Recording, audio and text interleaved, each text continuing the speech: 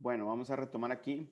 Entonces, recuérdate que las cavidades pulmonares están recubiertas por la pleura parietal, que en el nivel del hilio pulmonar da la vuelta para reflejarse sobre el pulmón y lo recubre íntimamente, similar al pericardio seroso. Entonces, la pleura es esta serosa que recubre a la cavidad pulmonar y a los pulmones. Es una membrana de una sola célula de espesor, es una serosa, entonces produce líquido para lubricar. Ya dijimos que además hay una presión negativa en la cavidad pleural, que es el espacio que se genera entre las dos hojas de pleura, ¿no? La cavidad pleural, perdón. Eh, pero bueno, entonces esa cavidad pleural, en su interior hay una presión negativa comparada con la presión atmosférica, que dijimos que vamos a hablar de estas presiones en centímetros de agua. Entonces, como hay una presión negativa, o sea, menor que la atmosférica, pues cuando estás en reposo, en los pulmones hay 0 centímetros de agua, porque afuera hay 0, ¿no? No habría flujo si estas dos presiones son iguales. O pensemos que esta presión es acá, al inicio de las vías respiratorias, ¿no? Entonces 0 y 0, entonces no hay flujo de aire. Ahorita hablaremos un poco más de eso. Pero entonces, como aquí es -5, pues es menor esta presión y entonces los pulmones están expandidos hasta cierto nivel.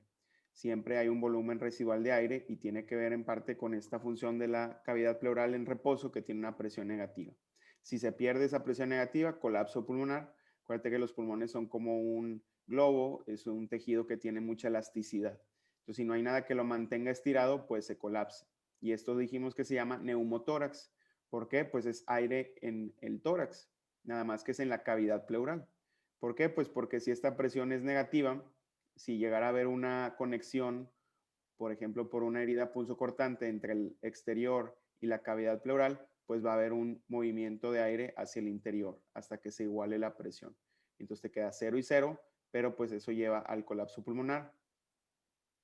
Vimos algunas radiografías. Acuérdate que se deben de ver los senos costodiafragmáticos, que son estos piquitos que representan este espacio de pleura que está como sobrando, que si no se ve puede indicar, por ejemplo, un exceso de líquido que llamamos derrame pleural. Acuérdate que en el examen no vamos a ver radiografías, pero es para que te lo puedas imaginar. Luego vimos estas que son de un neumotórax, ¿no? Dijimos que los pulmones, pues sí están llenos de aire, pero tienen pues como quiera el tejido, por ejemplo, los tabiques alveolares, las vías respiratorias pequeñas, los bronquiolos, etcétera, ahorita los veremos, pero entonces por eso se ve esta imagen. O sea, se ve más radiolúcido, que es negro, comparado con otros tejidos que son más densos. Por ejemplo, aquí está el hígado y el diafragma, y se ve blanco, pues porque es un tejido más denso. Aquí se ve más radiolúcido, o sea, más negro, pero no tanto como el vacío. Y en esta radiografía de la derecha de la pantalla, pues sí se empieza a ver muy radiolúcido, parece que ya no está el pulmón ahí y además vemos este margen que representa el pulmón colapsado. Entonces, esta es una imagen de neumotórax. Aquí puede ser que se haya perdido esa presión negativa de la cavidad pleural y entonces el pulmón se colapsó. Como contexto dijimos que para identificar esto, pues tú percutes el tórax y normalmente se escucha como hueco que se llama resonante. Es lo que escucharías acá. Pero en el caso de neumotórax, como hay mucho aire y menos tejido, se escucha hiperresonante. Entonces se escucha más resonante que un pulmón normal. Y luego lo auscultas con el estetoscopio y pues no escuchas los ruidos ventilatorios porque pues no hay movimiento de aire a estas zonas porque el pulmón no está ahí, ¿verdad? Está colapsado. A diferencia de que si auscultas acá en un campo pulmonar normal y escucharías el ruido del aire, que se llaman ruidos ventilatorios. Hay varios ruidos específicos, pero ahorita no es el tema de escribirlos. Bien, como contexto también vimos una como complicación de un neumotórax que se llama neumotórax a tensión, que es cuando se genera como un efecto de válvula que deja el aire entrar, pero no deja que salga y se acumula la presión. Y entonces por eso están estas estructuras como empujadas hacia la izquierda, pero dijimos que lo importante aquí era que esta presión empieza a colapsar a las venas que regresan al corazón. Y estos pacientes pues pueden entrar en choque, baja la presión arterial, puede que estén inconscientes y haya baja perfusión de los tejidos. Pero bueno, eso fue como para retomar, para recordar, estábamos viendo como la estructura desde afuera hacia adentro, vimos la pared torácica, vimos la caja torácica, la cavidad pulmonar, las pleuras y ahora hablemos de los pulmones. Entonces son pulmón derecho e izquierdo, pero no son simétricos en el sentido de que hay unas divisiones de los pulmones que se llaman cisuras. Entonces el derecho tiene dos, la horizontal y la oblicua, y el izquierdo nada más tiene la oblicua. De tal forma que el pulmón derecho está dividido en tres lóbulos, superior, medio e inferior, y el izquierdo solamente en dos, el superior y el inferior. Ahora, ojo, que si bien lo llamamos superior e inferior, pero la cisura que los divide, la división es la cisura oblicua. Entonces no es una línea horizontal, digamos así, de tal forma que tienes completamente un lóbulo superior y un lóbulo inferior. Es una cisura oblicua y entonces veámoslo en una imagen lateral, ¿no? Esta es una vista lateral del pulmón izquierdo. Aquí estaría el hilio pulmonar. Fíjate, aquí está llegando el bronquio izquierdo, aquí está llegando la arteria pulmonar correspondiente y salen las venas pulmonares. Entonces aquí es adelante y aquí es atrás. Te fijas, esta es la cisura oblicua. Entonces, este sería el lóbulo superior y este sería el lóbulo inferior. Entonces, si está inferior y este está superior, pero también tienen una parte al mismo nivel, te fijas, aquí el lóbulo superior y aquí el lóbulo inferior. Nada más que este está hacia adelante y este está hacia atrás. ¿A qué voy con eso? Pues no es para ahorita, pero imagínate que tuviera en una radiografía, déjame me regreso, como esta, y yo tuviera una imagen como de neumonía por aquí. Y entonces dices, bueno, ¿está en el superior o está en el inferior? ¿Qué harías para saber? Tengo una radiografía y aquí se ve blanco, ¿no? Que es pues algo que está pues ocupando ese espacio pulmonar. Puede ser, por ejemplo, una neumonía. Ahorita hablaremos un poco más de eso. Y tiene relevancia clínica saber si está en el superior o en el inferior. Pero ¿cómo le hago para saber si tengo una imagen ahí? ¿No se te ocurre algo? ¿Le tomas una radiografía de lado? Pues sí, una radiografía lateral, muy bien. Entonces, así como en esta imagen, podemos tomar una radiografía lateral y entonces ahí sí vería, oye, pues está adelante o hoy está atrás y entonces sabes que es el lóbulo inferior o el lóbulo superior. Muchas veces tomamos, pues así se pide una radiografía de tórax en dos posiciones, que es la normal, que es la posterior anterior que vimos ahorita y una lateral, pues para ver esta imagen y poder identificar. Pero bueno, para nosotros ahorita el punto es que la cisura es una cisura oblicua y pues tienen esta disposición de lóbulo superior e inferior, pero donde el superior es superior y anterior y el inferior es inferior y posterior con respecto a la cisura oblicua. Bueno, el derecho tiene una cisura más que se llama cisura horizontal y esa nos divide al lóbulo superior en dos, como si fuera el lóbulo superior del izquierdo, pero le agregas una división aquí y entonces aparece este lóbulo que es el lóbulo medio y pues el lóbulo superior haz de cuenta que le quitaste una parte. Si lo vemos en una imagen lateral, esta sería una imagen lateral viendo el pulmón derecho, este sería el hilio del pulmón derecho. Aquí es anterior y aquí es posterior. Pero bueno, esta es la cisura oblicua y esta es la cisura horizontal. Entonces, este es el lóbulo medio y este es el lóbulo superior. Bien, entonces las cisuras no suelen observarse en una radiografía normal. Si se ven, pues hay una explicación y pueden ser varias cosas. En general no se ven, pero más o menos tendrían esta localización. Aquí estaría la oblicua y la horizontal y la oblicua. ¿Para qué nos sirven las cisuras? Porque cuando tenemos imágenes en las radiografías, pues que digamos eliminan el espacio que debería ser aire, pues por ejemplo, ¿qué tal que tengo un paciente que tiene neumonía, ¿no? Una neumonía, los alvéolos, que ahorita hablaremos, pero seguramente ya leíste, ese espacio de los alvéolos que debe tener aire se llena de moco, se llena de secreción, de bacterias, de pus. Eso es una neumonía. Y entonces se ve blanco, pues porque hay líquido. Pero entonces te fijas cómo está aquí muy bien marcada esta cisura, que sería la cisura ¿cuál? Horizontal. La horizontal, ¿verdad? Corresponde a esta. Fíjate, está como plana y está más o menos a este nivel. La oblicua pues tiene una dirección como en diagonal y estaría aquí. Pero bueno, con eso podemos saber que esta es una neumonía del lóbulo superior del pulmón derecho. Y pues es obvio porque está aquí delimitándose por la cisura. Pero fíjate, ¿qué pasaría si se colapsara el lóbulo superior derecho? Entonces, así como hay colapso pulmonar, puede haber colapso solo de un lóbulo. Y entonces fíjate esta imagen, esta de aquí. Te fijas que aquí se ve muy radiolúcido y luego aquí se ve una línea y como un triangulito, como una vela, aquí blanco. Este es un colapso del lóbulo superior derecho. Y entonces la cisura horizontal se desplazó, se retrajo, pues porque ese alveolo, perdón, ese lóbulo está colapsado. Entonces, las cisuras nos sirven para en una radiografía ubicar el tipo de lesión, porque te fijas que esto se ve blanco y esto también se ve blanco, ¿no?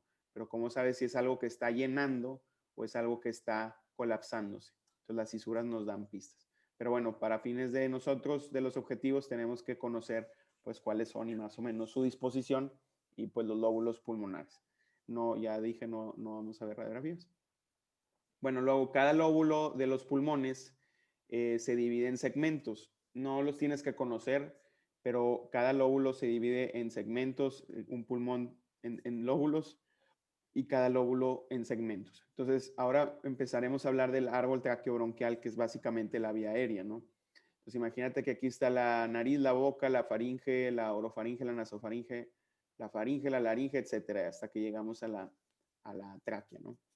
Entonces, la tráquea obviamente tiene que dividirse en dos bronquios que van a ir a cada pulmón correspondiente, el bronquio derecho y el bronquio izquierdo. Luego, el bronquio derecho se va a dividir en un bronquio que va a ir a cada lóbulo. Y luego cada uno de esos se va a dividir en una vía aérea que va a ir a cada uno de los segmentos. Y entonces se va a ir abriendo y ramificando esto que llamamos el árbol traqueobronquial, como si fuera un árbol, ¿verdad? El tronco y pues las ramas que se van ramificando. Entonces veámoslo en un esquema, porque hay varias propiedades que tenemos que conocer o varias características. Para empezar, son más o menos 23 niveles de divisiones. No quiere decir que sean 23 ramas, sino que se divide 23 veces. Imagínate que tienes 2 y luego tienes 4 y luego 8 y luego 16, etcétera. No siempre es de 2 en 2, no siempre es simétrica la división, pero sí son 23 generaciones de divisiones y eso nos deja con un área, o bueno, con un número muy alto, dice 8 millones, y pues con un área al final de intercambio también muy alto. Ahorita hablamos de eso, pero pues se refiere al área de los alvéolos. Entonces, total, empezamos con una tráquea que se divide en dos bronquios y luego un bronquio para cada uno de los lóbulos, para cada segmento, etcétera, etcétera. Fíjate que esta vía aérea le llamamos zona de conducción porque solamente conduce el aire. Pero luego, eventualmente, en esta vía aérea empiezan a aparecer unos como sacos, como unas bolsitas, que se llaman alvéolos. Ahorita te enseñaré algunas imágenes de esto. Pero conforme empiezan a aparecer alvéolos en los bronquiolos, se llama zona de transición. Y eventualmente deja de haber bronquiolos y aparecen los ductos alveolares, que es como si fuera un mismo tubo, pero que está hecho de puros alvéolos. Ya no es bronquiolo con unos cuantos alvéolos, sino es puro alvéolo, perdón. Esos serían ductos alveolares, que terminan en un fondo ciego, o sea, que tiene fondo, que tiene final. Eso significa ciego. Entonces, un fondo ciego hecho de puros alvéolos y eso se llama saco alveolar. Entonces, esta zona se llama zona respiratoria. ¿Por qué? Porque en los alvéolos, seguramente ya lo sabes, es donde hay el intercambio de gases. En la vía de conducción no. En la vía de transición, pues es una transición entre las dos. Bueno, fíjate que hay varias formas como de clasificar o de llamar o de denominar a los segmentos de la vía aérea. Entonces dijimos que era la tráquea y se divide en dos bronquios. Eventualmente se empiezan a llamar bronquiolos. Te fijas, tráquea, bronquios, bronquios y luego dice bronquiolos. ¿Alguien sabe cuándo empezamos a llamar bronquiolo a la continuación de la vía aérea?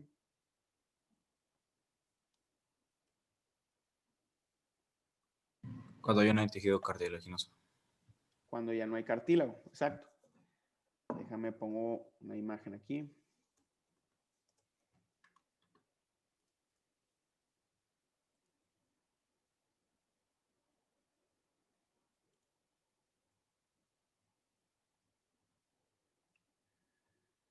Ok, Entonces veamos esta imagen de la tráquea.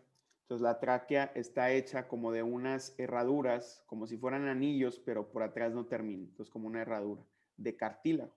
Entonces aquí está más o menos, digamos, un corte transversal al nivel que tú quieras y veríamos más o menos esta imagen, una herradura de cartílago y por atrás tiene músculo liso, es una pared muscular. En el interior pues está recubierta por la mucosa que recubre pues la vía aérea. Pero bueno, ahorita el punto es que hay cartílago. Bueno, si nos vamos para abajo y este sería el bronquio izquierdo y el bronquio derecho, también están recubiertos de cartílago. El cartílago como que empieza a cambiar de forma y en vez de ser como herraduras, empieza a ser como parches o como placas. Pero estos que están recubiertos de cartílago se siguen llamando bronquios. Pero haz de cuenta que se sigue ramificando, ¿no? Pensemos que esta es una rama, la que tú quieras de todas estas, ¿no? Vamos a seguir una con todas sus, pues se va a seguir dividiendo, pero vamos a ir siguiendo nada más una. Entonces, fíjate, dice bronquio segmentario. Entonces, ¿te acuerdas que era el bronquio derecho, va al pulmón derecho, luego se divide para cada uno de los lóbulos y luego de eso sale uno para cada segmento? Entonces, bronquio segmentario. Pero bueno, el cartílago como que empieza a desaparecer, se va haciendo más pequeño, hasta que la vía aérea deja de tener cartílago, ¿te fijas? Aquí solamente es pared muscular y pues el resto del tejido y la mucosa. Entonces esta zona que ya no tiene cartílago se conoce como bronquiolo. Entonces aquí estaríamos hablando más o menos a este nivel, donde deja de haber cartílago, que es más o menos a la cuarta generación de las divisiones. Eso no importa tanto, el punto es que los bronquiolos es el primer punto de la vía aérea o de segmento de la vía aérea que ya no tiene cartílago. Luego, dijimos que empiezan a aparecer alveolos en los bronquiolos.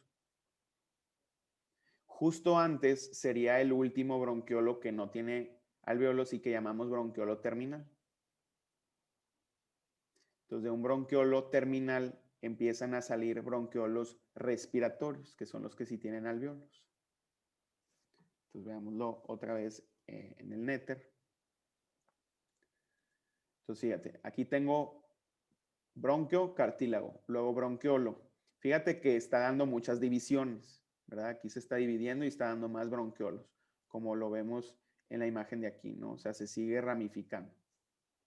Pero viendo solamente uno, pues bronquiolo, bronquiolo, aquí empezó a aparecer alveolos, entonces este es el bronquiolo terminal.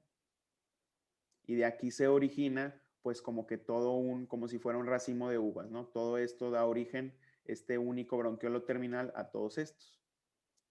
Bueno, entonces aquí hay bronquiolos respiratorios, porque es un bronquiolo, pero que tiene alveolos. Empieza la zona de transición. Eventualmente, ese ducto se convierte en puros alveolos y ese se llama ducto alveolar y termina en un fondo ciego que llamamos saco alveolar. Entonces, un saco alveolar está hecho de muchos alveolos. Los alveolos son cada una de las bolitas.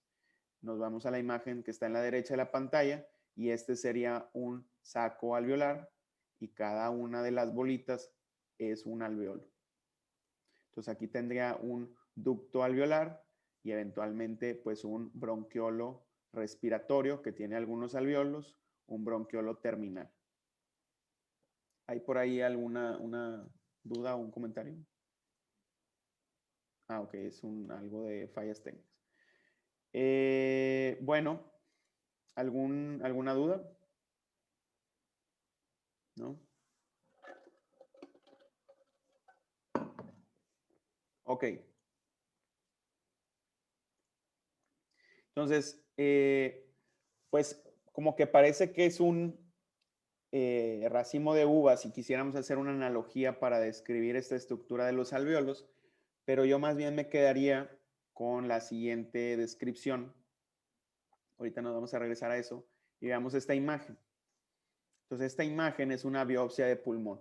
Es una biopsia, haz de cuenta que agarran un cachito de tejido, como cuando hay un tumor y tomas una biopsia para estudiarlo en el microscopio, ¿no?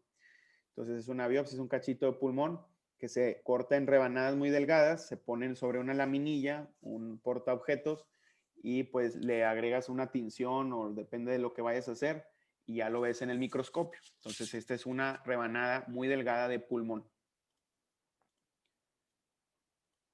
Te fijas que aquí está la vía aérea, pues ya más terminal. Este es un bronquiolo terminal. Este es el bronquiolo respiratorio. Este sería un ducto alveolar y un saco alveolar. Pero te fijas que alrededor está lleno de alveolos. Todas estas bolitas son alveolos. Aquí habría otro saco alveolar. Es difícil distinguirlos porque pues depende del nivel del corte. El pulmón es tridimensional y aquí estamos viendo una rebanada muy, muy delgada. Pero bueno, aquí habría otro saco alveolar y otro saco alveolar y otro saco alveolar, etcétera, etcétera. Cada bolita es un alveolo. Entonces fíjate cómo está como muy compacto, como muy condensado. No es un racimo de uvas, más bien parece como si fuera un panal de abejas. De hecho, tan es así que los alveolos comparten paredes. Por ejemplo, este alveolo y este alveolo comparten esta misma pared. ¿Me explico? O este con este, tienen la misma pared. Si fuera un racimo de uvas, pues tendrías dos uvas completamente separadas, pero es más bien como un panal de abejas donde las paredes se comparten. Eso es importante para algunas propiedades que ahorita vamos a ir diciendo. Entonces vamos a regresar a esta imagen. Entonces, ignorando este pues, esquema que está, digamos, simplificado para poderlo entender, donde vemos que los alveolos están bastante separados, pero bueno, dejemos eso por un lado y veamos lo siguiente. Fíjate cómo los sacos alveolares y los alveolos están rodeados de estas estructuras vasculares, o sea, vasos sanguíneos, que estos son los capilares pulmonares. Entonces, ¿te acuerdas que la circulación es una arteria, normalmente una arteriola, los pulmones no tienen arteriolas, luego siguen los capilares y luego se recoge la sangre en vénulas y venas, ¿no? Entonces, eso lo vimos para la circulación sistémica. Acuérdate que los capilares son los vasos de intercambio. Pero entonces en la circulación pulmonar, pues tú te acuerdas que tienes la arteria pulmonar que se divide en dos arterias pulmonares o dos ramas para cada pulmón y eventualmente eso va dando ramas y ramas y ramas hasta que te quedan los capilares pulmonares, que son estas estructuras que vemos aquí rodeando a los alveolos y a los sacos alveolares. Entonces, antes, nada más recuerda que no hay arteriolas como tal en los pulmones, hay arterias más pequeñas que se van dividiendo, van dando ramas, se quedan arterias muy pequeñas que dan origen a los capilares pulmonares y la sangre se recoge en las venas pulmonares. Ojo que aquí, pues no es la coloración típica donde la arteria se colorea de rojo y las venas de azul, porque te acuerdas que la arteria pulmonar trae sangre desoxigenada. Entonces, de hecho, en esta imagen, esta es la arteria pulmonar, una rama pequeña de la arteria pulmonar que da origen a los capilares. Aquí se oxigena la sangre y pues la sangre empieza a adquirir una coloración más rojiza porque ya lleva oxígeno. Pero bueno, aquí el mensaje es que los alveolos y los sacos alveolares están rodeados de los capilares. Mi pregunta es entonces, en esta imagen de la biopsia, ¿dónde están los capilares alveolares? O los capilares pulmonares, es lo mismo.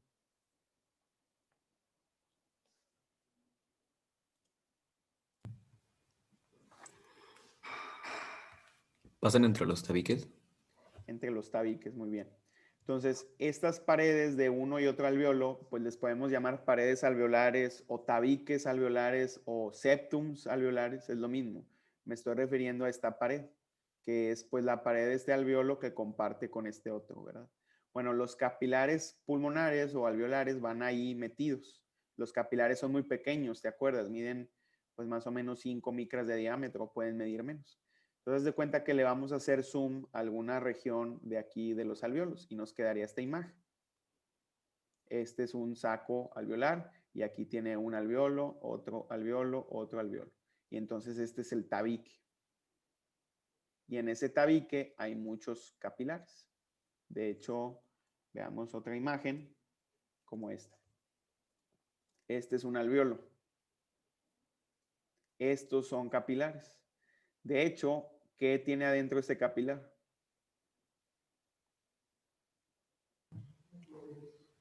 Pues el eritrocito, ¿no? Ahí sí. Sí, este es un eritrocito. Entonces, fíjate cómo los capilares que son tan pequeños, esa es su chamba, como que los eritrocitos pasen en fila india, o sea, de uno por uno, de tal forma que esto va a entrar en un contacto muy cercano con la pared que ahorita vamos a describir, todas sus capas, pero pues es la pared que está entre el alveolo y el capilar, donde el oxígeno va a tener que atravesar todos esos componentes para llegar al eritrocito, y pues tú sabes que el eritrocito en la hemoglobina transporta el oxígeno. Entonces los tabiques alveolares están llenos de los capilares pulmonares o capilares alveolares para que haya este intercambio de gases. El oxígeno se va a meter y el dióxido de carbono va a salir. Pero entonces, bien importante, en los septums van los capilares pulmonares. Bien. Entonces, veamos este esquema, donde aquí tenemos, pues, la vía aérea, las vías aéreas inferiores que empiezan en la tráquea. Entonces, aquí arriba estaría la laringe con las cuerdas vocales, la faringe, la nasofaringe y orofaringe, y pues la boca y la nariz, que son las vías aéreas superiores. Pero bueno, entonces la vía aérea inferior, que es la que más nos vamos a enfocar, aquí está la tráquea, los bronquios, aquí ya no hay cartílago, entonces es bronquiolo, los bronquiolos respiratorios, los sacos alveolares, los ductos, bueno, los ductos y los sacos alveolares y los alveolos. Entonces fíjate que aquí nos ponen algunas propiedades de la estructura de cada nivel. Entonces fíjate, veamos uno que ya vimos muy fácil, el cartílago. Entonces te fijas, aquí hay cartílago, pues sí, porque es la tráquea. En los bronquios hay cartílago, sí. Estos siguen siendo bronquios, hay cartílago, sí. Hasta que llegamos a donde se llaman a bronquiolos, y ahí sí, pues ya es casi nulo y nulo el contenido de cartílago. Pero bueno, algo más que quiero ver es que entiendas que esta vía aérea por adentro está recubierta pues de una capa de tejido que llamamos la mucosa de la vía aérea. Entonces, por ejemplo, el tracto digestivo o la vía aérea están recubiertas de una capa interna que se llama mucosa. En este caso es la mucosa de la vía aérea. Entonces, esa mucosa, la capa externa de la mucosa es un epitelio que es de una sola célula de espesor, pero que tiene una peculiaridad de que parece como si fueran dos capas a veces. Y entonces este tipo de epitelio lo llamamos epitelio pseudoestratificado. No sé si lo has visto por ahí, creo que ustedes no han llevado histología, pero imagínate que estamos haciendo como una pared de ladrillos. Entonces, si solamente pongo una pared, una capa de ladrillos, se llama epitelio simple. Si le pongo dos capas, a partir de ahí se llama epitelio estratificado, o sea, tiene dos estratos o dos capas. Bueno, este se llama epitelio pseudoestratificado, porque como que parece en algunos sitios que son dos capas, como por ejemplo aquí.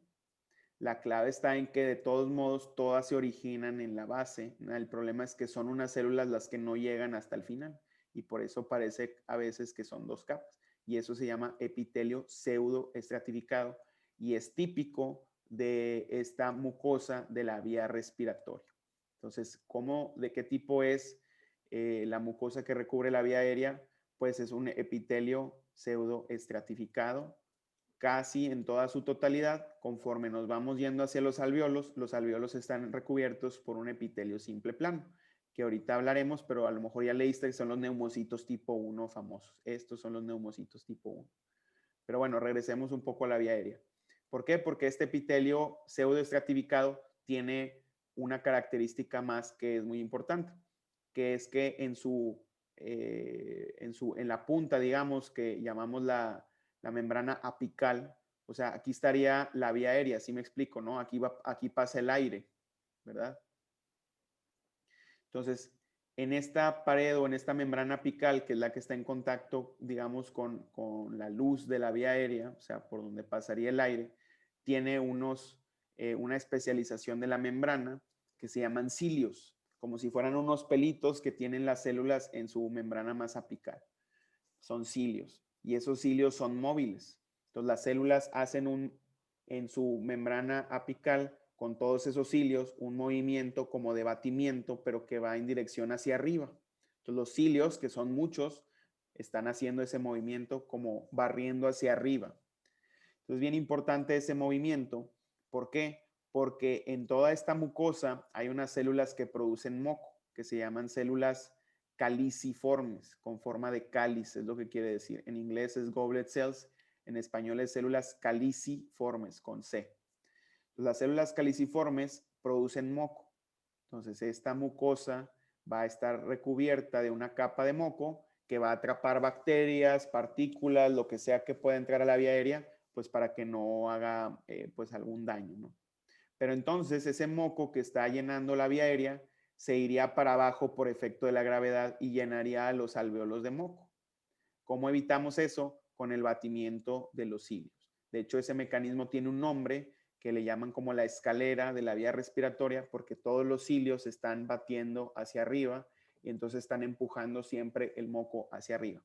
De hecho, sin que te des cuenta, ese moco llega hasta arriba y tú lo deglutes sin que te estés dando cuenta. Y entonces el moco llega al tracto digestivo, al ácido gástrico, y ahí se puede eliminar cualquier patógeno que hubiera por ahí, ¿no? Si no pasara eso, el moco se acumularía en la vía aérea o incluso en los alvéolos. De hecho, hay una enfermedad que se caracteriza o un síndrome que se caracteriza por la disfunción de los cilios y entonces estos pacientes tienen muchos problemas respiratorios porque no pueden barrer el moco, se acumula, se infecta y pues eso es un problema, ¿no?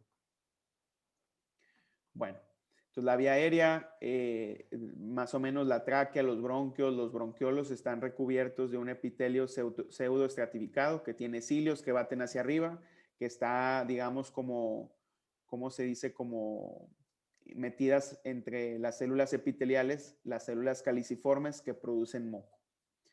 Y bueno, tú ya sabes que hasta cierto nivel hay cartílago que eventualmente desaparece y se llaman bronquiolos. Bueno, además de tener cartílago, la zona que sí tiene y la mucosa que está en todo la vía aérea, nada más cambia de tipo, pues también hay músculo liso. Entonces, fíjate aquí dice músculo liso. Entonces, así como veíamos esta imagen que la tráquea por atrás tiene músculo liso, pues la vía aérea está, digamos, pues también constituida su pared de fibras de músculo liso, como se ve aquí. Todo esta vía aérea tiene músculo liso. Entonces es similar al músculo liso de los vasos sanguíneos en el sentido de que pues se puede contraer y entonces en los vasos hacían vasoconstricción y se relaja y vasodilatación. Pues la vía aérea también puede hacer broncoconstricción y broncodilatación. Nada más que como está recubierta de cartílago, su efecto en las zonas que tienen cartílago es muy poco. Pero entonces hay una zona que es vulnerable porque tiene músculo liso, pero no tiene cartílago, que son básicamente los bronquiolos, que llamamos la vía aérea pequeña. Hay músculo liso, pero no hay cartílago. ¿Qué relevancia tiene eso? Pues pensemos en un paciente que a lo mejor tiene asma y entonces el asma es una reacción alérgica que hace que libere histamina. El problema de la histamina es que es broncoconstrictora. Entonces va a hacer que el músculo liso se contraiga con mucha fuerza. La histamina tiene un efecto potente, pero en las zonas donde no hay cartílago, esas vías aéreas se van a colapsar por la broncoconstricción en ausencia de cartílago. Se colapsa esta vía aérea. Entonces, ¿qué pasa? El aire pues no llega a los alvéolos, no hay intercambio de oxígeno porque el aire no está llegando a los alvéolos. Y entonces el paciente tiene una crisis asmática. Empieza a tener disnea importante, empieza a tener distrés respiratorio, pero pues es la respuesta que tiene el paciente a que no puede pasar el aire para llegar a los alvéolos e intercambiar el oxígeno, que en este caso es el importante. Por eso empieza con los síntomas. Entonces el problema de la crisis asmática es la broncoconstricción. Eso no me importa tanto, recuerda ahorita no es el contexto clínico, pero es un ejemplo más para que te acuerdes que la vía aérea tiene músculo liso y que hay una zona que tiene músculo liso pero que ya no tiene cartílago, que son los bronquiolos, y que ese es el problema, por ejemplo, en una crisis asmática. ¿Qué le hacemos al paciente? Pues le damos su inhalador. ¿Qué tiene el inhalador? Tiene pues un fármaco que es broncodilatador. Y entonces se relaja el músculo liso, se abre la vía aérea y vuelve a pasar el aire. Y entonces el paciente puede otra vez tener una mejor oxigenación de la sangre y pues desaparece la disnea y el distrés respiratorio. Bueno, y por último, todo ese tejido está también lleno de fibras elásticas. Ya decíamos que los pulmones son muy elásticos. Fíjate cómo las fibras elásticas llegan incluso hasta los alvéolos. Entonces, en los septums también, además de estar los capilares, pues hay tejido en los septums, está el epitelio que recubre la pared, hay tejido conectivo, estaría el endotelio de los capilares, pero también está lleno de fibras elásticas. Los pulmones son muy elásticos. Bueno, entonces, cada alvéolo es una cámara poliédrica, o sea, como si fuera un polígono de 0.2 milímetros de diámetro. Es un espacio pequeño. Dice, la pared que separa cada alvéolo de los demás se conoce como septum o tabique o pared alveolar. El epitelio alveolar, o sea, esta pared o esta capa que decíamos que recubre toda la vía aérea por adentro, para el caso de los alvéolos, es un epitelio simple plano. ¿Qué quiere decir eso? Simple es que es de una sola capa. Simple es lo contrario de estratificado. Estratificado serían 2 capas o más. Es simple, es una sola capa. Y plano quiere decir que las células son muy planas. Fíjate, esta es una célula, pero tiene forma como de una columna, ¿no? O de un cilindro, pero este es muy plano. Entonces, epitelio simple plano. Para el caso, tú a lo mejor lo conoces mejor en la lectura como los neumocitos tipo 1. Los neumocitos tipo 1 son un epitelio simple plano. Y entonces está aquí en esta imagen. Fíjate, este es un alvéolo. Este que está pintado como en celeste. Y entonces aquí están las células que recubren la pared del alvéolo, que sería la mucosa, ¿verdad? Es los neumocitos tipo 1, aquí estarían. Luego, metidos ahí en ese epitelio de los alvéolos, hay otro tipo de célula que se llama neumocitos tipo 2. Y entonces serían estos. Es una célula como más grande o menos plana, más bien, digamos, su volumen está como más concentrado y en vez de estar así distribuido como una célula plana, es como una bolita. Ese es el neumocito tipo 2. Tiene varias funciones. Una función bien importante del neumocito tipo 2 es secretar surfactante.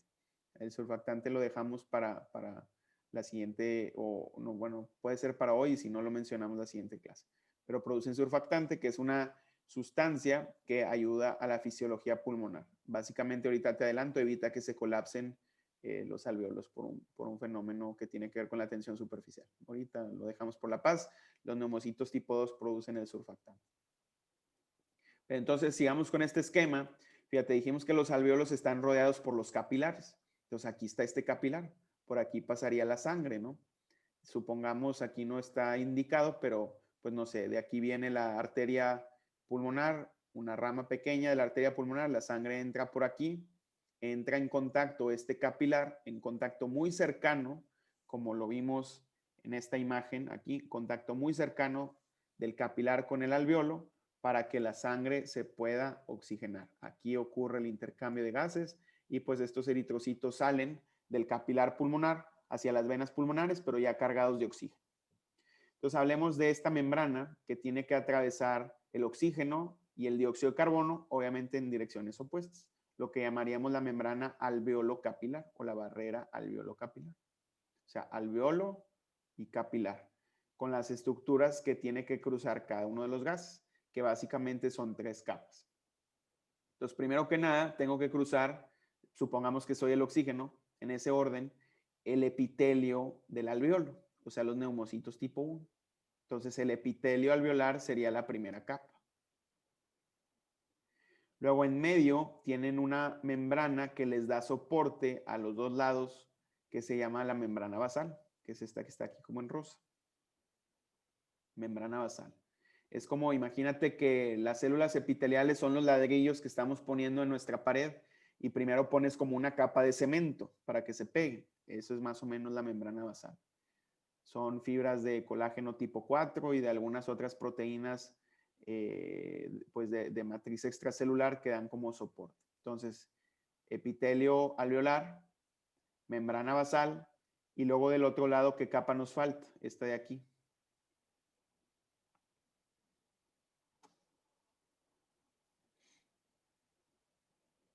¿Nadie? La última capa que tendría que cruzar el oxígeno para ya estar adentro del vaso. ¿De qué están recubiertos los vasos sanguíneos? ¿Te acuerdas? Y estos que son capilares.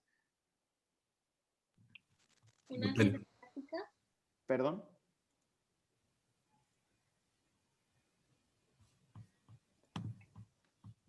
no alcancé a ver quién quería participar.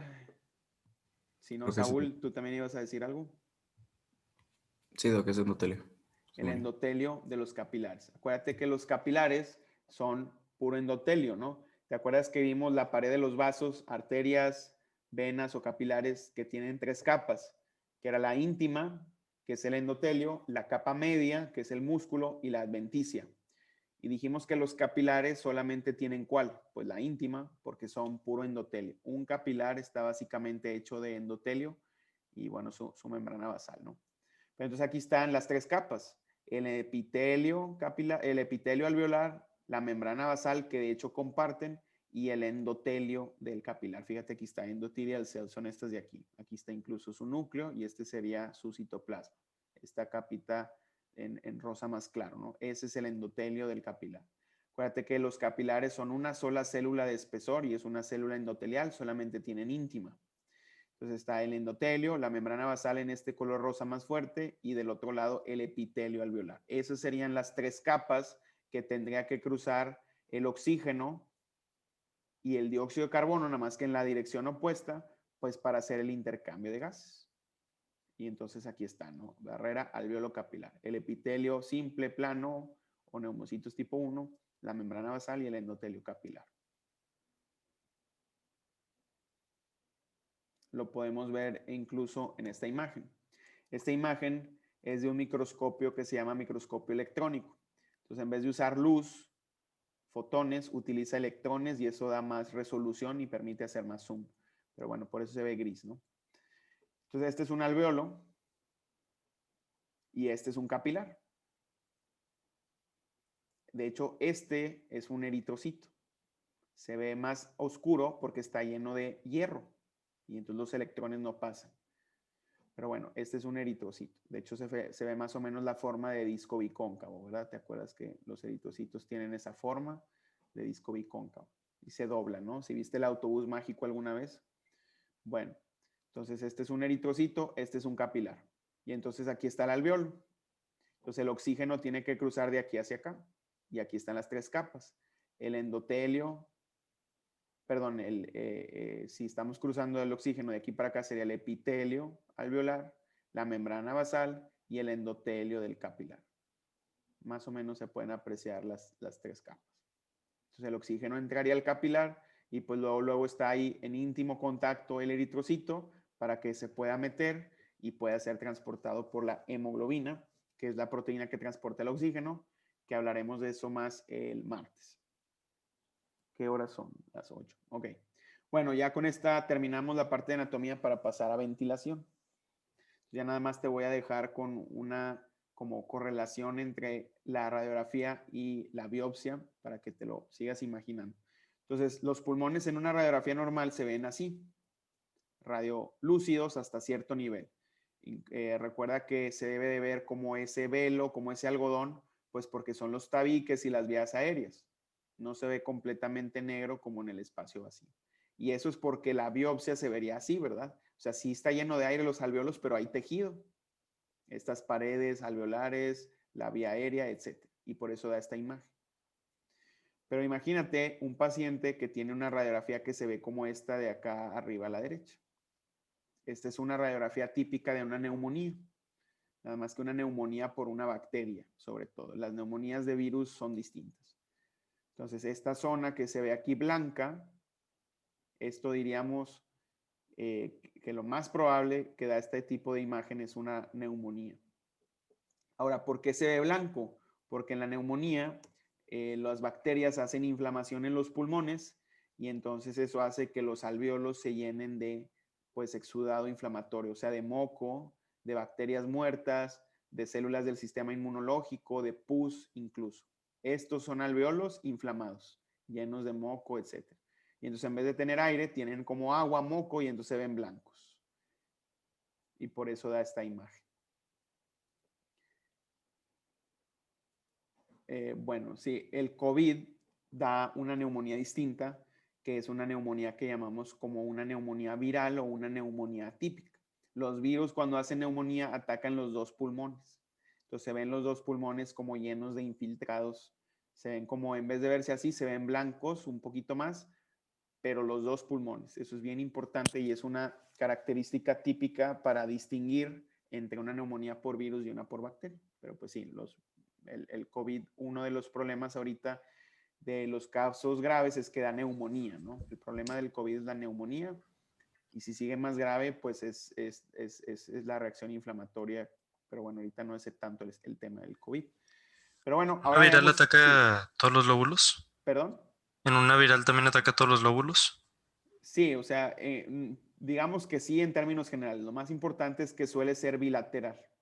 Las neumonías bacterianas, las típicas, porque hay unas que son menos comunes, pero digamos, yo tengo un paciente de 60 años con neumonía. Por pura estadística y probabilidad, va a tener este tipo de neumonía, que es por una bacteria que la más típica es Streptococcus pneumoniae. Y es una neumonía que solamente ataca un lóbulo. De hecho, se llama neumonía lobar. Esta es la neumonía más típica. Luego existe las neumonías virales y lo más típico que hagan es que afecten a los dos lados. Son neumonías bilaterales. Entonces agarran, no necesariamente tienen que ser completamente todo el tejido pulmonar de cada uno, o sea, todos los lóbulos, pero al menos que sea bilateral a cierto nivel de extensión.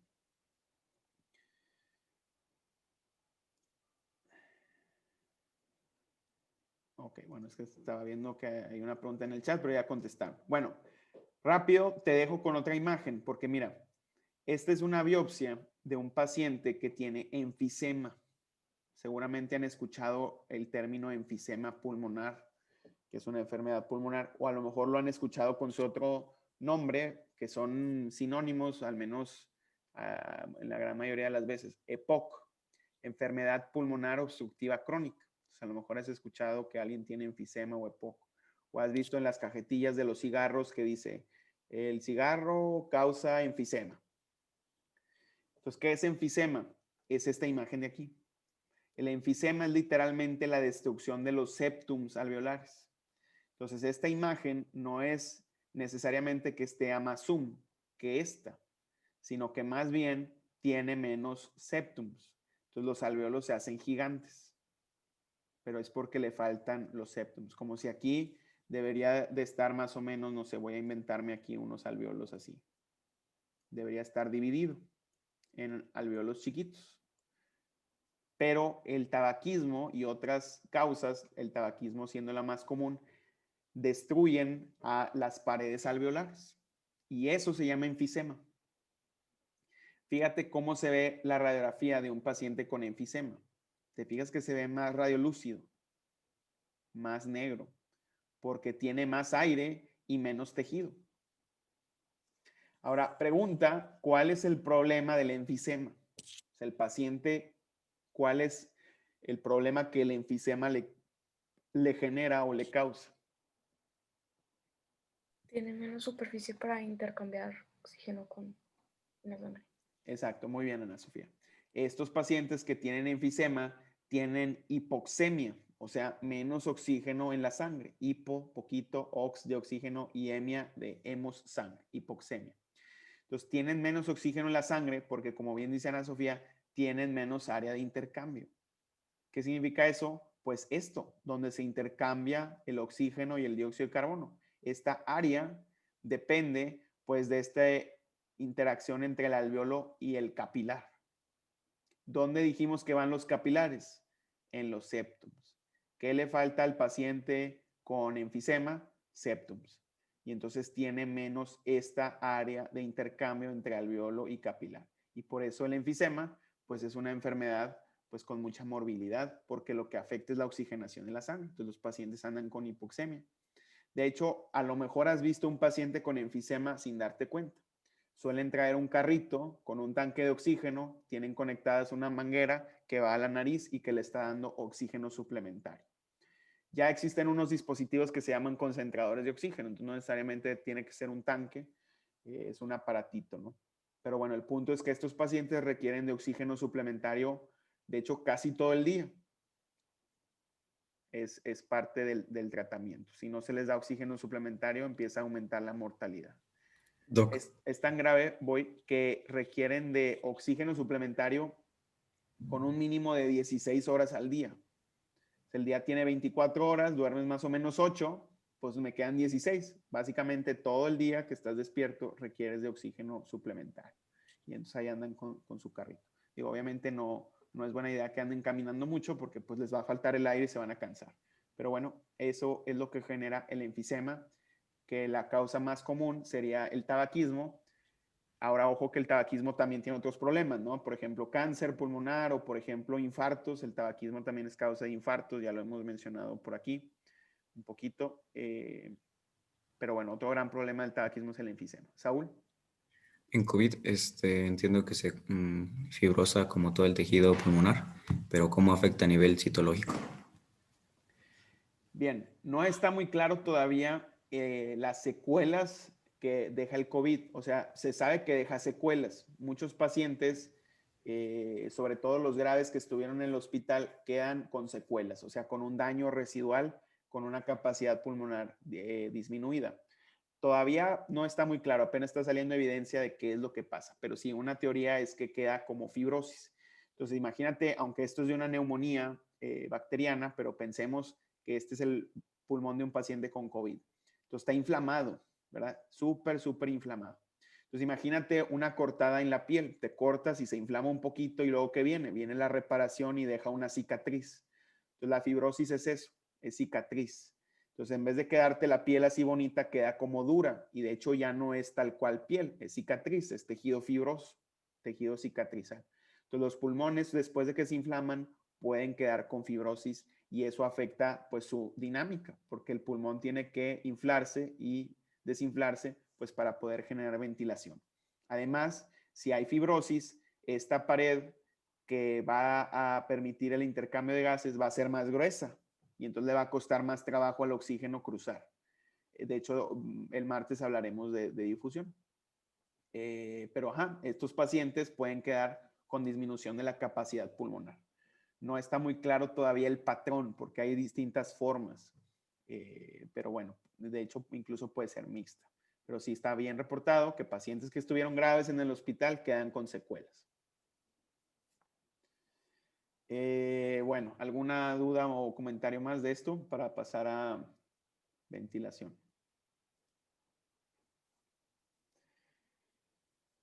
¿No?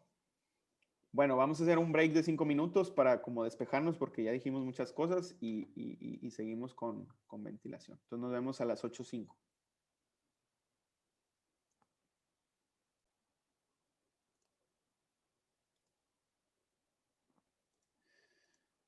Bueno, entonces acuérdate que el tema grande que estamos estudiando es la oxigenación de la sangre.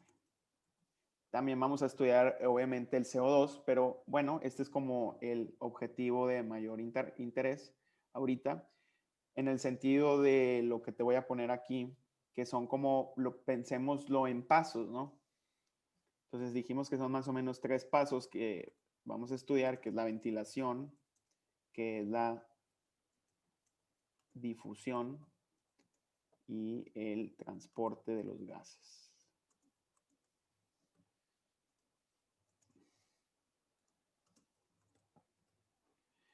Bien, entonces vamos a estudiar primero ventilación, que acuérdate que, o sea, el oxígeno está en el aire ambiental, pero el intercambio de gases, o sea, meter el oxígeno a la sangre, que es lo que quiero hacer, oxigenación de la sangre, quiero meter el oxígeno en la sangre.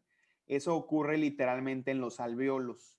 Los alvéolos están diseñados para que pueda haber un cruce de oxígeno eficiente. Lo vamos a ver en la siguiente clase, pero conforme es más gruesa una membrana, al oxígeno le va a costar más trabajo difundir, o sea, cruzar. Es obvio, ¿no? Pero el punto es que por eso está el alvéolo. El alvéolo está diseñado para el eficiente intercambio de gases. El punto es que, pues, el aire ambiental, que es el que tiene el oxígeno, pues está alrededor de mí. ¿Cómo le hago para llevarlo a los alvéolos? Bueno, eso es la ventilación. En los alvéolos, además, el aire se llena de CO2 que viene de la sangre, cruza en sentido opuesto al oxígeno, se mete al alvéolo y luego tú expiras y sacas el CO2. Entonces, ventilación es ese movimiento del aire de la atmósfera a los alvéolos y de regreso para, pues, continuar con estos procesos que juntos generan la oxigenación de la sangre y, pues, podemos pensar también la eliminación del CO2. Entonces vamos a hablar de ventilación a continuación.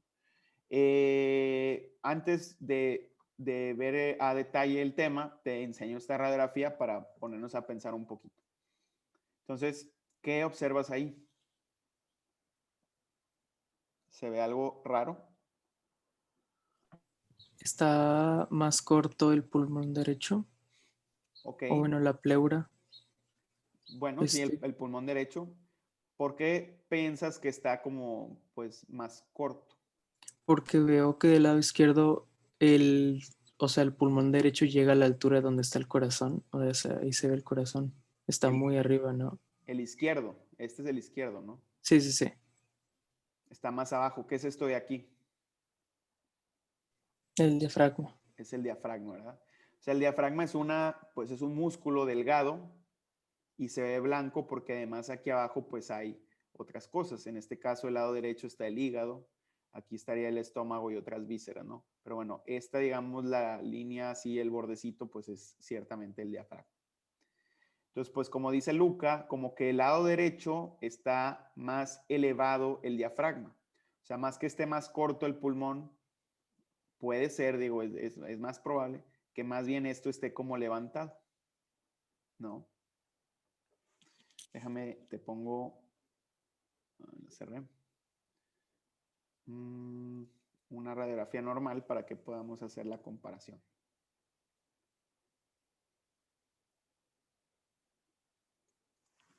Esta es una normal. Y vamos a ponerla aquí.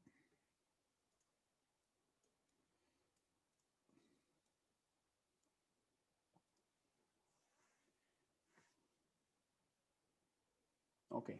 Entonces, en la izquierda de la pantalla, donde está mi cursor, es una radiografía normal y en la derecha de la pantalla es una anormal, que pues Luca ya nos dijo como que algo notó ahí en el pulmón derecho que está más corto o a lo mejor esto está más levantado.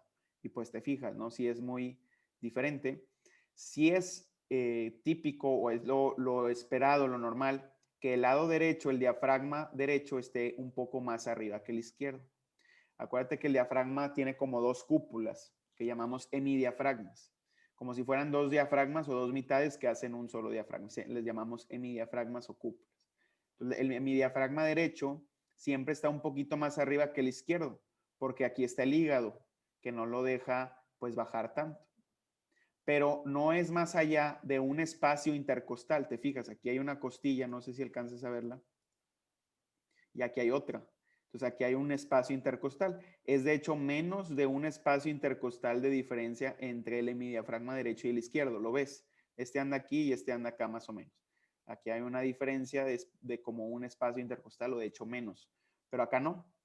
Acá son hasta 2 a lo mejor. Entonces esto sí es anormal. Entonces dices, bueno, ¿qué podrá hacer ahí? Y pues sí, pues no espero que lo sepas. Pudieras pensar muchas cosas, ¿no? Luca de lo mejor estaba imaginándose una malformación congénita o algo así, de que a lo mejor el problema es el pulmón derecho que está más chiquito. Alguien dice, a lo mejor el hígado está muy grande y entonces no deja bajar el diafragma. Pues si bien tiene lógica lo que dice por ahí Luca o esto que les digo yo, pues en este caso el problema es una parálisis del nervio frénico. Los diafragmas son músculos que generalmente la respiración es automática, involuntaria, no te das cuenta, pero que también puede ser activada de forma voluntaria. Tú puedes decidir hacer una respiración, ¿no?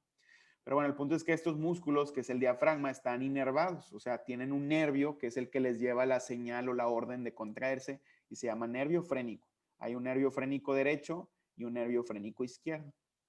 Entonces, existe una patología que se llama parálisis del nervio frénico, que pues digamos no es frecuente, pero ocurre, suele ocurrir o si se presenta es por ejemplo en una cirugía de cuello, que se lastima un poco el nervio frénico, no es que se corte como tal, sino que se toca, se irrita, se lastima un poco y se irrita. Y los nervios irritados pues no conducen bien la señal o el impulso eléctrico. Entonces es una parálisis del nervio frénico que suele ser temporal o transitoria y al paso del tiempo desaparece. Pero entonces, como no le llega la señal al diafragma, el diafragma está relajado completamente. O a lo mejor si es un paciente que está inspirando, pues tú sabes que cuando inspiras el diafragma debe de bajar. Y entonces el izquierdo bajó, pero el derecho no bajó tanto, pues o no bajó nada, pues porque no le está llegando la señal, pues porque hay una parálisis del nervio frénico en este lado del nervio frénico derecho. ¿Por qué te enseño esta radiografía? Porque si yo te pregunto cuál es el principal mecanismo para inspirar en reposo, debes de saber que es el descenso del diafragma. Para inspirar, ahorita como estamos sentados tranquilos, inspiramos y el diafragma desciende. Y eso hace, por cosas que ahorita vamos a ver, que el aire entre a los pulmones. Y luego para expirar, lo único que hacemos es relajar el diafragma. Y de forma pasiva, el aire es expulsado y tú expiras. Vamos a ver a detalle ahorita ese mecanismo, que es lo que llamamos la mecánica ventilatoria. Bueno, entonces el aire es un fluido.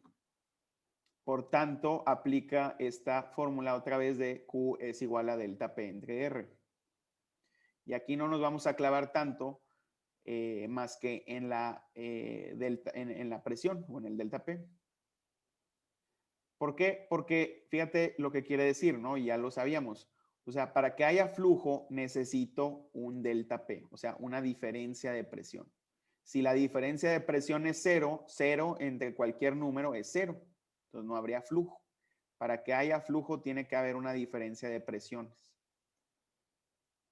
La clave o en lo que nos vamos a enfocar es qué diferencia de presiones me importa ahorita cuando hablo del flujo del aire.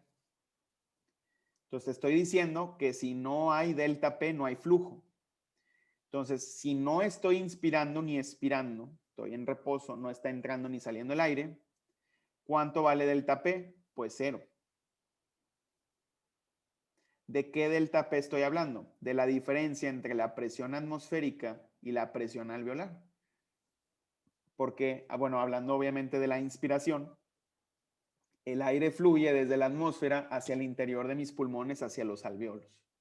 Entonces, el delta P que me interesa para hablar del flujo de aire es la presión atmosférica menos la presión alveolar. La presión atmosférica ya dijimos que es de 0 centímetros de agua. Es 760 milímetros de mercurio o 1010 milibares o una presión de una atmósfera, pero en centímetros de agua es 0. ¿Cuánto tiene que valer entonces la presión alveolar si no estoy inspirando ni expirando? Pues 0. 0 menos 0, 0. Delta P vale 0. Y entonces no habría flujo. Pero entonces mi pregunta sería, ok, voy a inspirar. ¿Cómo le hago para generar el delta P para poder inspirar?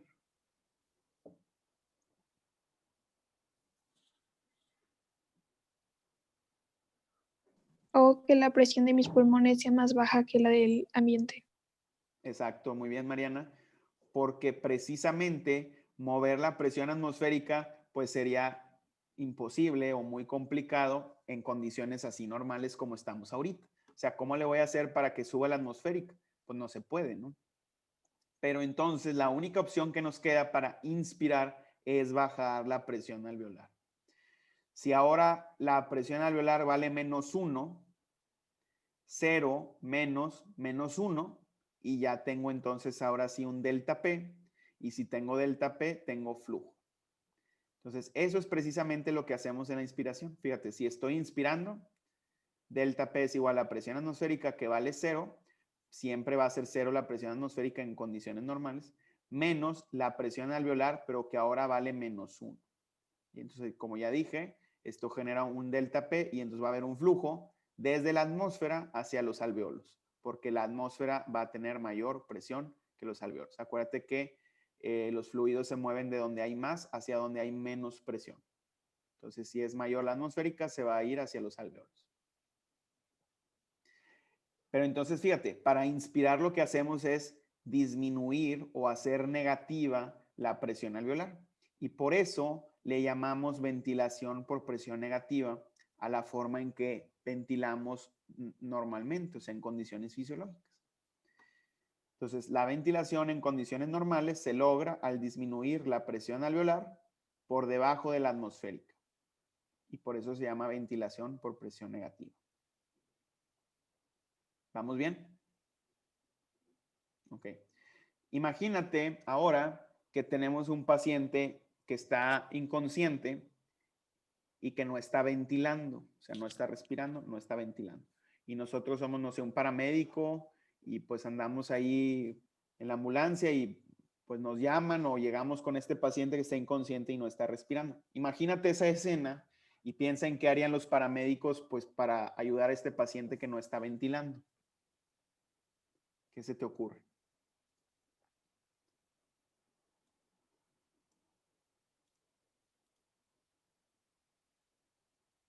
Pues lo intubas, ¿no? Pudieran intubarlo, pero intubarlo generalmente es algo que se hace en un hospital y generalmente los paramédicos no lo intuban, pero piensa qué hace, qué más trae un paramédico y que puede hacer algo que no sea tan invasivo como intubar. Un ambú, Un ambú. ¿Qué es un ambú, Saúl? un globito que le presionas y pues entra aire al pulmón. ¿Ok? Sí. Fíjate, ambú, aunque así le decimos aquí, bueno, no sé si en China, pero en México probablemente todos le llamamos ambú. En realidad es un dispositivo, máscara, válvula, bolsa. Complicado el nombre y por eso le decimos ambú. Pero ambú es como decir Kleenex, ¿no? Es un pañuelo, pero bueno, le decimos Kleenex. Entonces, ambú es este dispositivo, máscara, válvula, bolsa. Vamos a ver, salieron puras ahí de Mercado Libre. Bueno, creo que sí lo alcanzan a apreciar, ¿no? Vamos a ver este de aquí. A ver, ¿cuál se ve mejor? Este.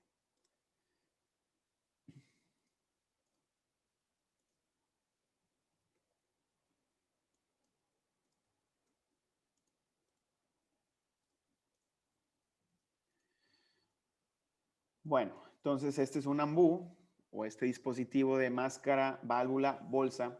Y pues lo que hace, como bien dice Saúl, pues lo colocarías la máscara sobre la vía aérea del paciente, sobre la nariz y la boca. Fíjate que tiene como como un plástico que tiene un poquito de aire adentro, que es como si estuviera acolchonado para que haga sello con la forma de la cara que no importe tanto. Tú lo adaptas a la vía aérea del paciente, lo aplastas un poco y entonces hace un sello hermético para que el aire pues no se pueda salir. Y entonces lo que tú haces es aplastar la bolsa y entonces la válvula va a hacer que el aire pueda pasar hacia el paciente, ¿no? Entonces lo estás ventilando. Pero fíjate que ahora lo que estamos haciendo no es una ventilación por presión negativa, porque la ventilación por presión negativa significa bajar la presión alveolar hacia lo negativo. ¿Qué estamos haciendo con el ambú?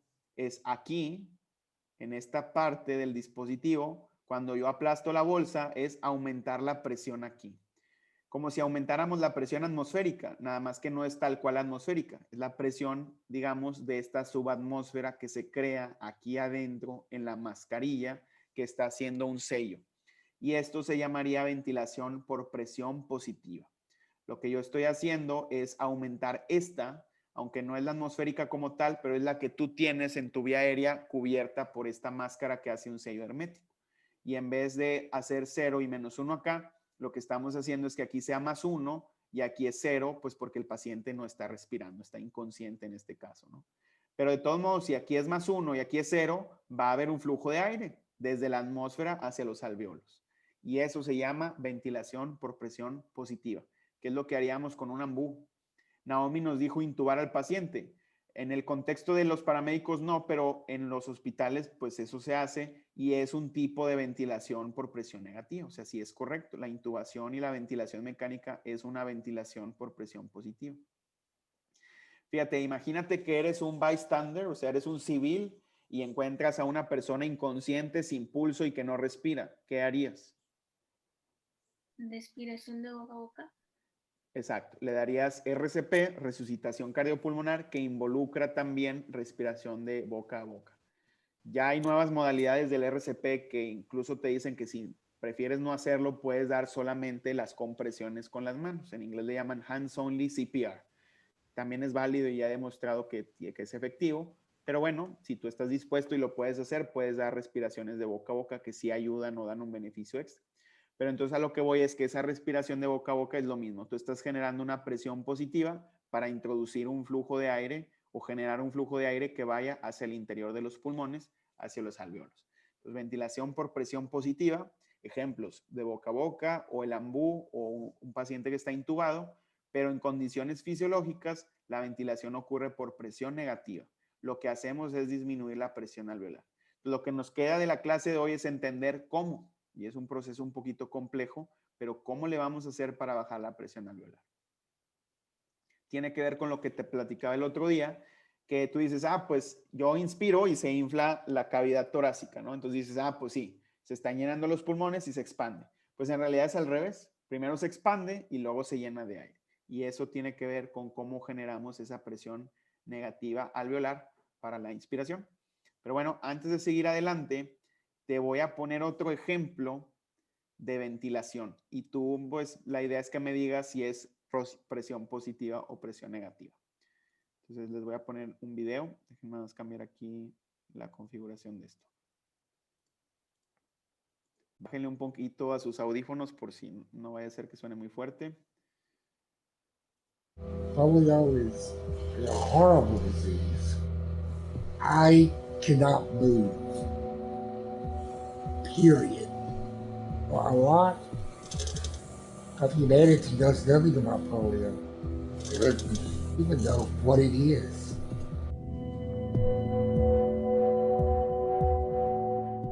Paul Alexander is a polio survivor who spends nearly all day, every day, inside his iron lung at home in Dallas, Texas.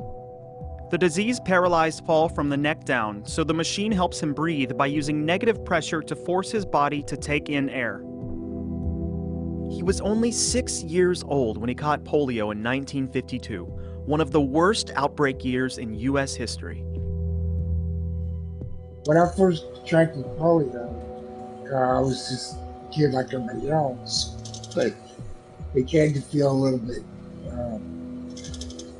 ill. When Mom saw my face, she knew. She put me immediately to bed. Over the next 5 days, I lost everything. Couldn't move, couldn't walk, and finally, the last day, I couldn't breathe. My diaphragm was gone, destroyed. Like, my muscles were gone, destroyed. Which left me in the iron lung for the rest of my life.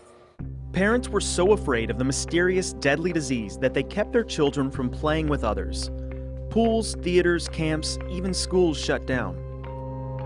Everybody was petrified with the concept of polio. It kind of dominated the summer, and parents were freaked out if the kid even got the sniffles. Bueno, espérenme, déjenme. Vuelvo a poner esto.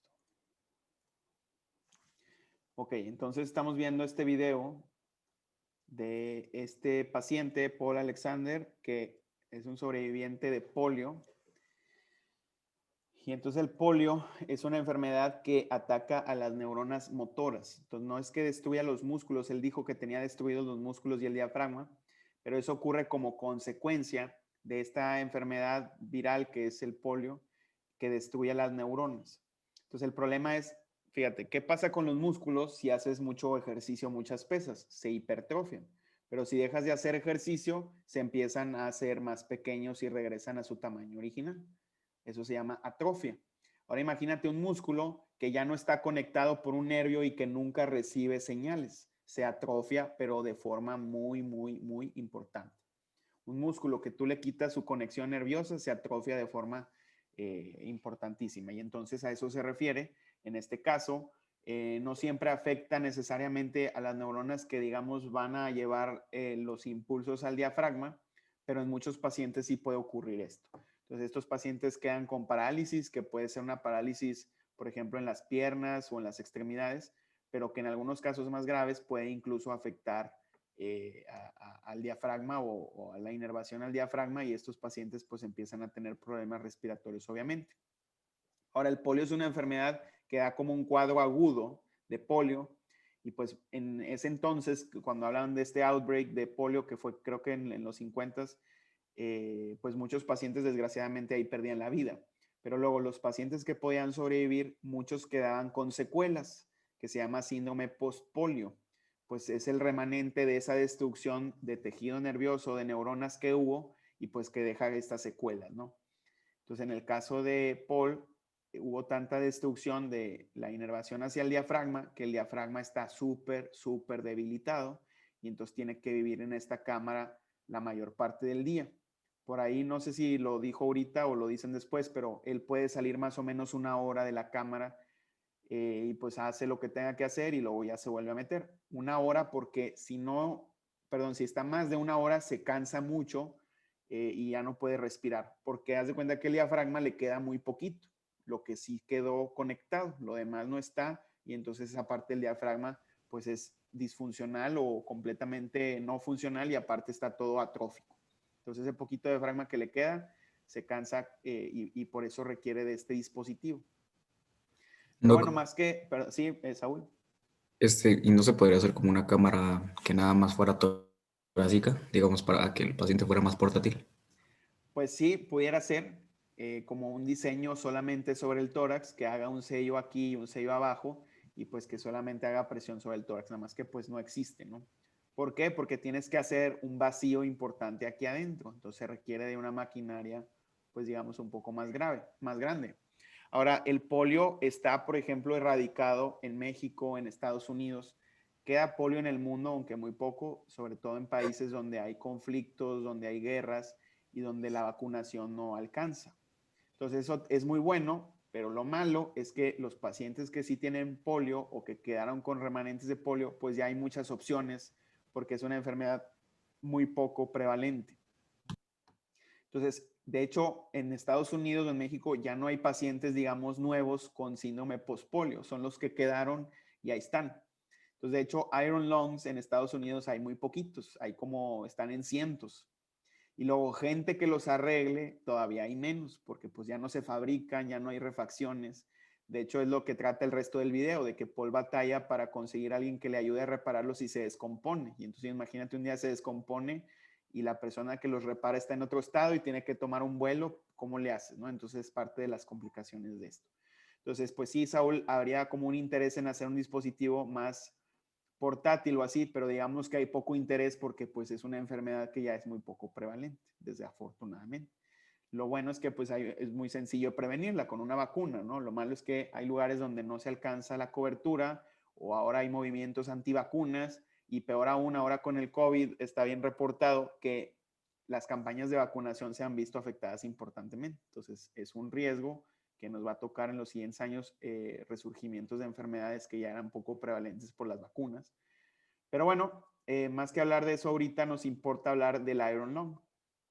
Entonces vamos a poner otra parte de una parte del video. Fíjense cuando habla, tiene como un collarín alrededor del cuello. Entonces ese collarín se infla y se desinfla. Fíjense si se infla o se desinfla cuando habla o cuando está pues inspirando. Déjenme lo vuelvo a poner con esta cosa para... Okay. He was only 6 years old when he caught polio in U.S. history. When I first contracted polio, I was just a kid like everybody else, but began to feel a little bit ill with bumps on my face. ¿Se fijaron? ¿Cuándo es cuando se infla el collarín y cuándo se desinfla? Cuando habla, ¿no? Es cuando se infla. Cuando habla se infla y cuando quiere inspirar se como que se colapsa, como si hiciera vacío. Entonces, ¿alguien nos quiere explicar más o menos cómo entiende que funciona el Iron Lung? Fíjate, es una cámara que cubre a todo el cuerpo excepto, o sea, o termina en el cuello. Ahí tiene un collarín que hace un sello y pues el paciente tiene la cabeza y obviamente entonces la entrada a la vía aérea por fuera de la máquina. Entonces, ¿qué crees que esté haciendo la máquina para ayudar a Paul a respirar?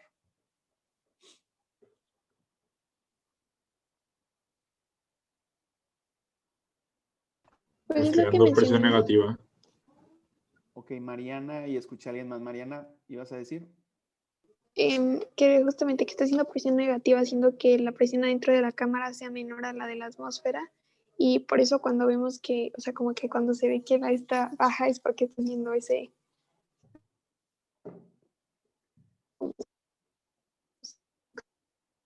Ok, se trabó al final, pero alcancé a escuchar casi todo, Mariana. Fíjate, lo que nos explica es que hace como vacío, ¿no? Más vamos a ver, ¿alguien más iba a decir algo? Y si no, ahorita seguimos. Lalo, creo que eras tú. Lo mismo, profe, básicamente lo mismo. Perfecto. Entonces, como bien nos dice Mariana, esta máquina hace un vacío y por eso cuando inspira Paul, el collarín se sume, porque está haciendo vacío. ¿Qué es vacío? Pues hacer una presión menor a la atmosférica. Sí me están viendo y escuchando bien, es que yo veo como que están trabadas las cámaras, pero sí me están viendo normal y escuchando, ¿verdad? Ok. Entonces, esta cámara lo que hace es generar vacío. Vacío significa una presión menor a la atmosférica. O sea, aquí afuera hay, pues ya lo dijimos, 0 centímetros de agua, pero en realidad es 760 milímetros de mercurio o 1010 milibares o una presión de una atmósfera. Entonces, aquí adentro en esta cámara se hace vacío, se disminuye esa presión para que Paul pueda inspirar. ¿Cómo funciona? Pues imagínate que haces vacío allá adentro, es como hacer succión, ¿no? O como bajar la presión. Entonces el tórax se expande porque baja la presión atmosférica adentro de la cámara. Entonces lo que están haciendo es como si hicieran succión, como si estuvieran chupando el tórax para que el tórax se expanda. Pero ahora pienso así, si se expande el tórax y se expanden los pulmones, pero tienen la misma cantidad de aire adentro, ¿qué le va a pasar a la presión alveolar cuando se expande por efecto de la cámara al vacío? Baja. Va a bajar la presión. Si tú tienes vamos a hacer un ejemplo, ¿no? Imagínate que tengo aquí un contenedor sellado de 1 litro de capacidad y yo le meto 1 litro de aire. Va a tener una presión X. Pero ahora agarro un vaso de 2 litros, igual sellado hermético, de 2 litros y le meto 1 litro de aire. ¿Qué le va a pasar a esa presión comparado con la presión original que era X? ¿Va a ser menor?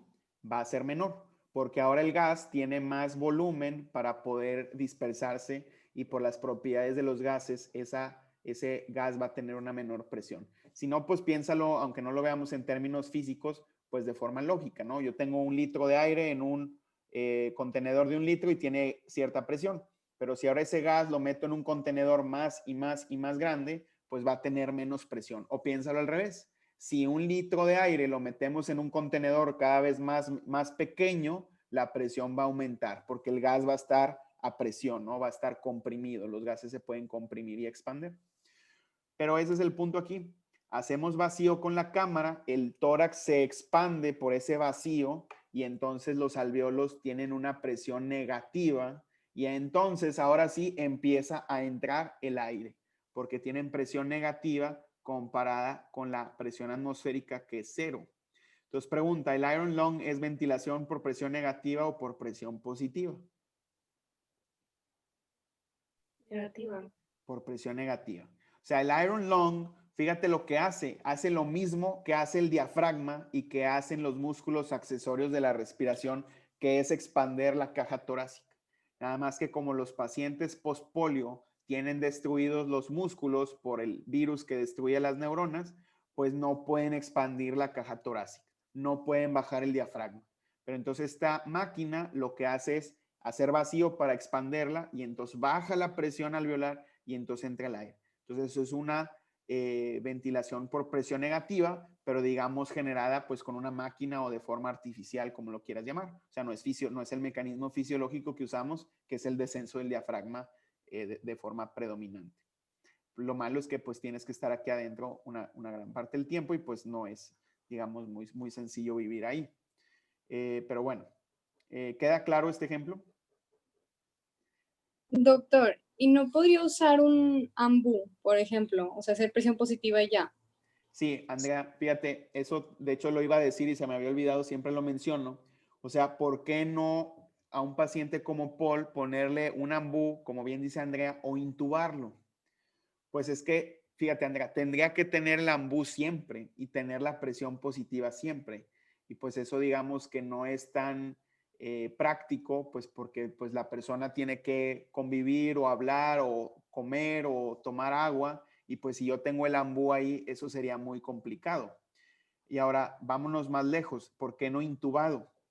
Pues la intubación no es cualquier cosa. Los pacientes que están intubados suelen estar inconscientes y si era una persona que estaba consciente y lo vas a intubar, te ponen anestesia general. No sé si alguien lo han operado o saben de alguien que lo operaron que le pusieron anestesia general. Cuando le ponen anestesia general a una persona, lo más común es que lo intuben para poder ventilarlo, ¿no? Pero no puedes intubar en una persona consciente o que no está bajo anestesia general. Entonces no sería práctico y no se puede intubarlo. Dices, bueno, con un AMBU pues tampoco es tan práctico, ¿no? Porque entonces tendrías que tener siempre obstruida la cara con la mascarilla, ¿no? Y qué tal que se despega y no entra el aire y hay alguna fuga por ahí. O sea, es digamos, más riesgoso porque esto tiene que ser 24/7, básicamente.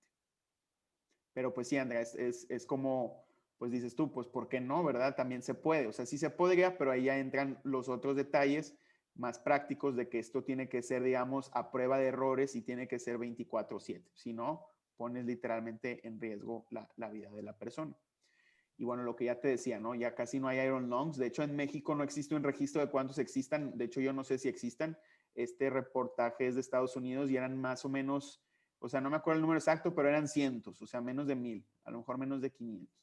Y luego el problema era de que ya no hay refacciones, ya hay quien los arregle, etcétera, etcétera. Es una historia interesante. Si quieres por ahí, busca el video, se llama The Last Few Polio Survivors, está en YouTube. Yo tengo Bueno, una duda sí. también. O sea, o sea, cuando es positiva la presión, entonces no afectaría también que no se expanden tanto los pulmones. O sea, bueno, en este caso que el diafragma está como hacia arriba, tienen menos espacio para expandirse los pulmones. Ok, o sea, ¿te refieres usando el iron lung No, no, aquí? no. O sea, que si usan el iron lung, no sería también porque ese puede hacer que se contraiga el diafragma. O sea, bueno, no se contraiga, pero que se haga hacia abajo. Y si le haces, o sea, si nada más le das presión positiva, entonces sigue el diafragma hacia arriba y entonces tienen menos espacio los pulmones para expandirse. Ok, sí, sí, sí te entiendo. O sea, no tanto porque el iron lung no puede hacer que los pulmones que el diafragma descienda. Lo que hace es expandir la caja torácica y el tórax en general y entonces los pulmones se pueden expandir. Pero digamos en el diámetro anteroposterior, en el diámetro lateral que te enseñé el otro día, que era lo que hacía la caja torácica. Como tal, no hacen necesariamente que descienda mucho el diafragma porque la única forma es de que se contraiga.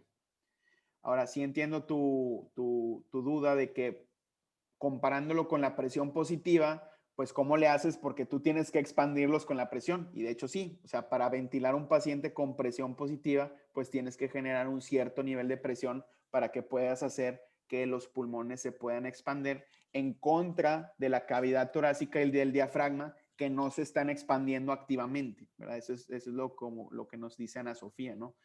Pero pues sí, tienes que hacer presión para que eso pueda aumentar de tamaño y generar pues ventilación, ¿no? De hecho, ese es uno de los parámetros más importantes, Ana Sofía, del ventilador mecánico cuando tienes un paciente intubado. Puedes regular la presión. Oye, los pulmones están muy duros porque es un paciente con COVID y están fibrosos, le subes a la presión para que pueda meter más aire. Pero bueno, nos estamos ya metiendo un poco en temas más complejos de ventilación mecánica, pero sí. Bueno, nos estamos quedando sin tiempo, entonces vamos a ver cómo le hacemos para terminar, porque nos falta ver ventilación, difusión y transporte. Vamos a aprovechar unos 5 minutos más y ahorita platicamos porque igual y podemos hacer una clase más para terminar. Bueno, lo que iba ahora es la expiración.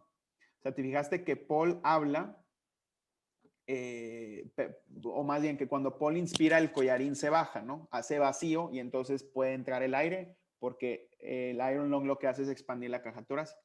Pero luego para hablar, o sea, cuando hablamos estamos sacando aire, estamos expirando, ¿no? Te fijaste que el collarín se inflaba y ahí es cuando Paul hablaba. Entonces, ¿qué hace ahí el iron lung para que pueda hablar y expirar Paul? Pues hace lo contrario, en vez de hacer vacío, hace presión, mucha presión positiva, pero aquí adentro. Entonces aplasta el tórax y entonces como aplasta el tórax, pues el aire sale. Paul, pues que ya está acostumbrado, sabe cuándo o trae el timing de la máquina y sabe, pues ya viene la expiración y entonces va a poder hablar, ¿no? Por eso batalla un poquito, si te fijaste en el video, pues porque tienes tú que coordinarte con la máquina, ¿no? Nosotros sin darnos cuenta coordinamos la respiración para poder hablar. El centro que regula la respiración está conectado al centro del lenguaje.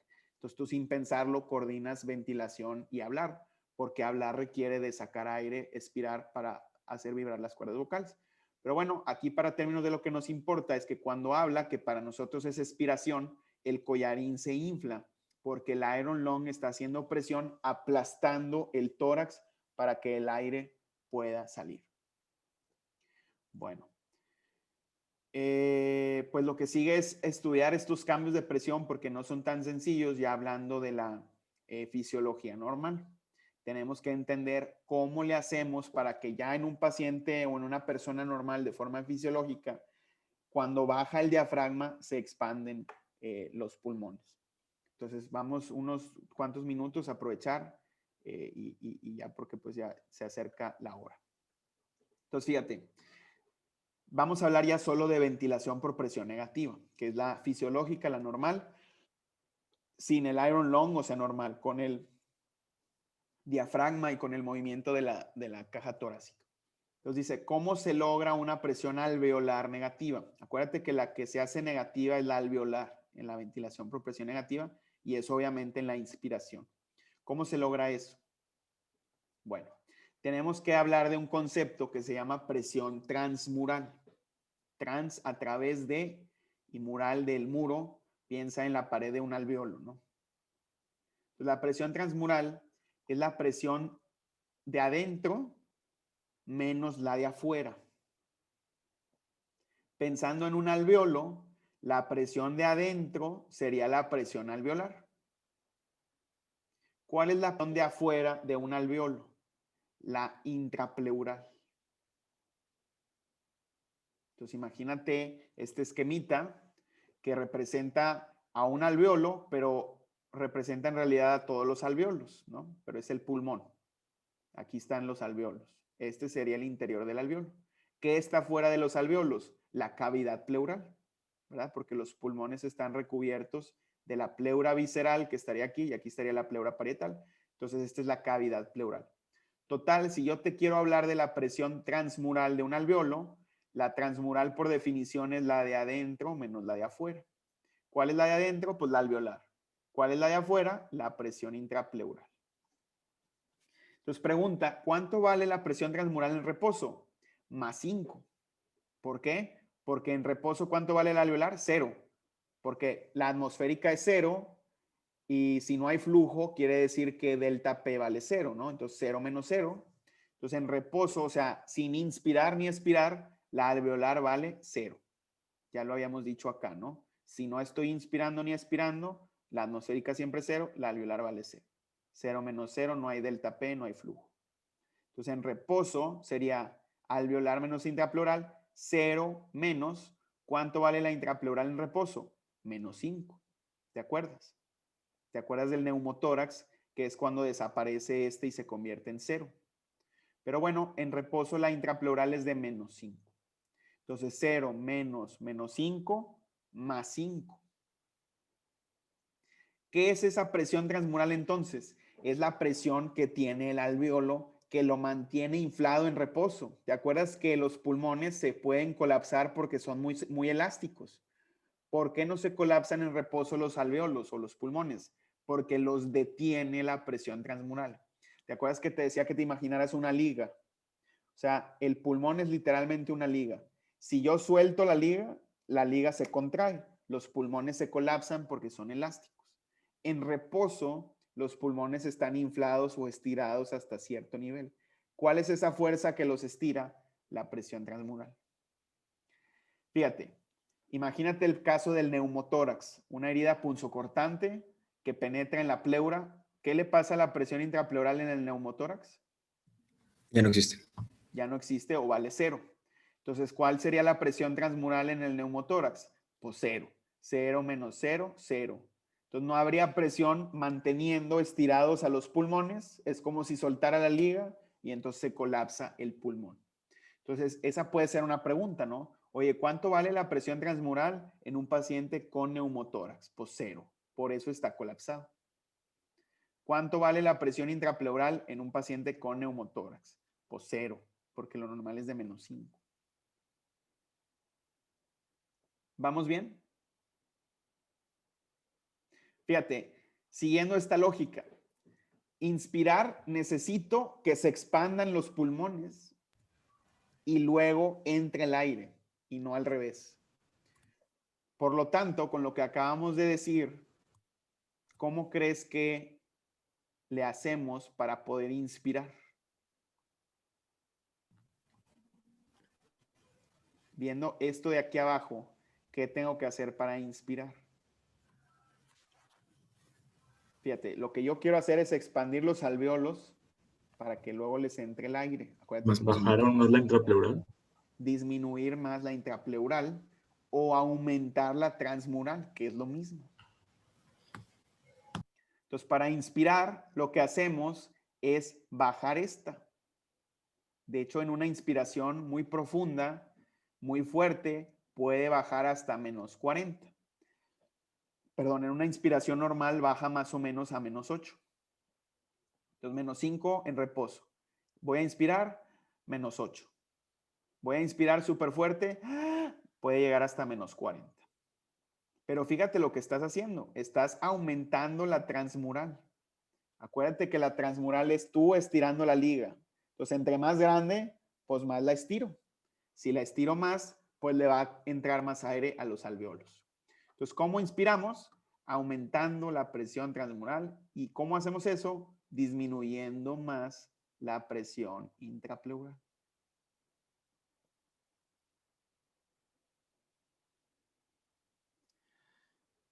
Bueno, yo creo que con esa intro es hasta donde nos va a dar ahorita. Porque mejor vamos a ponernos de acuerdo en cómo le vamos a hacer, porque se me hace que